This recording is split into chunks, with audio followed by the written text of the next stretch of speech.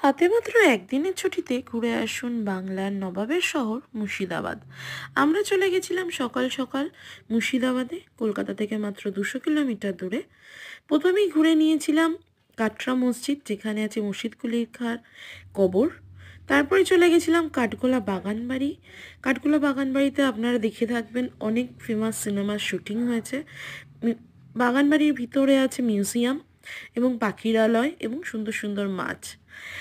কাঠগোলা বাগানবাড়ি দেখে আমরা এগিয়ে গেছিলাম জগৎ শেঠের মিউজিয়ামের দিকে। জগৎ শেঠ মিউজিয়ামের এন্ট্রি ফিস 30 টাকা। এখানে নানান রকম দুষ্প্রাপ্য জিনিস আপনি দেখতে পাবেন। তারপরে চলে গেছিলাম নসিপুর বাগানবাড়ি। তারপরে আমরা ঘুরে দেখেছিলাম জিন্দা কবর।